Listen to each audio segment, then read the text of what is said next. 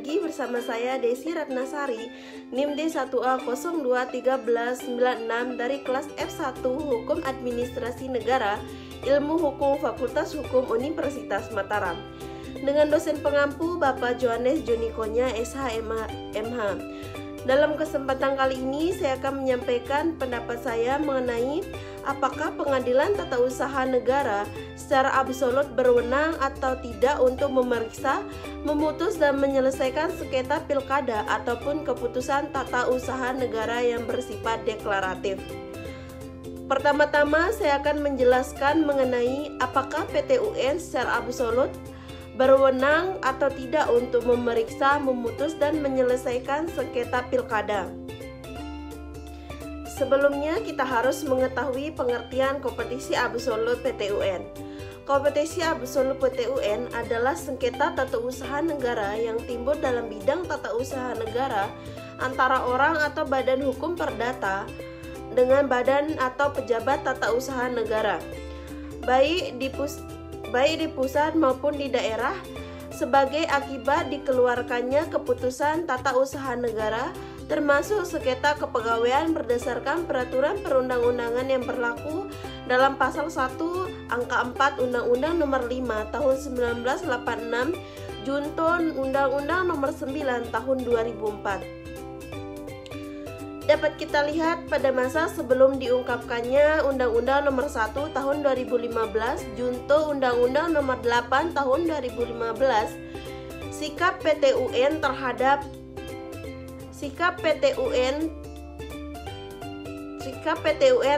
sengketa pilkada sangat beragam, mulai dari tidak lolos dismisal, lolos dismisal tetapi ditolak atau dinyatakan tidak diterima atau no oleh majelis hakim.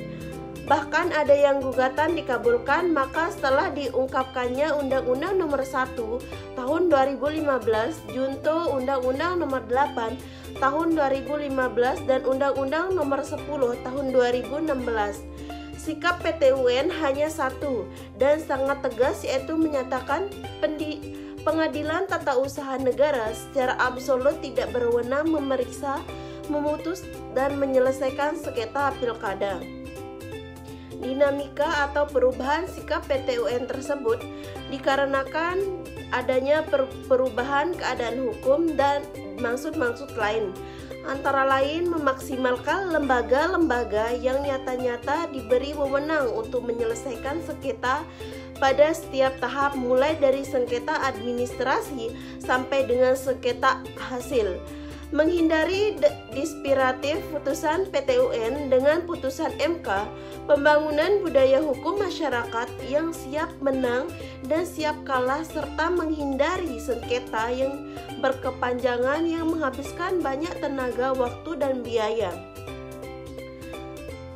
Yang kedua, mengenai apakah pengadilan tata usaha negara secara absolut berwenang atau tidak untuk memeriksa, memutus dan menyelesaikan sengketa KTUN yang bersifat deklaratif.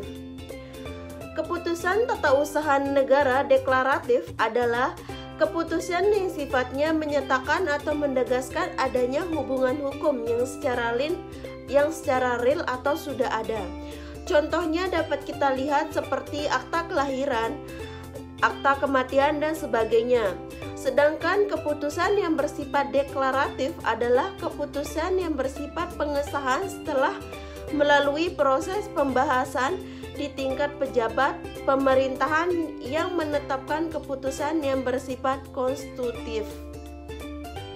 Kompetisi PT UN secara absolut tidak berwenang memutus dan menyelesaikan sengketa keputusan tata usaha negara yang bersifat deklaratif, karena kompetisi absolut PT UN di Indonesia adalah berwenang memeriksa, mengadili dan memutus sengketa yang timbul dalam bidang tata usaha negara antara seseorang atau badan hukum perdata dengan badan atau pejabat tata usaha negara, termasuk sengketa kepegawaian dan tidak dikeluarkannya suatu keputusan yang dimohonkan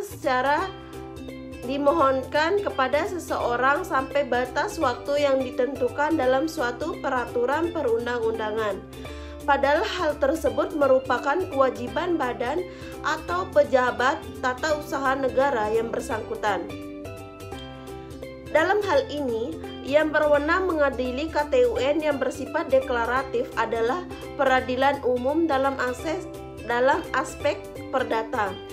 Karena yang disengketakan adalah tentang kepemilikan dan hak-hak keperdataan. Sekian argumen dari saya, kurang dan lebihnya saya mohon maaf. Wabillahi taufiq wal hidayah. Assalamualaikum warahmatullahi wabarakatuh. Dan semoga video ini bermanfaat bagi teman-teman. See you.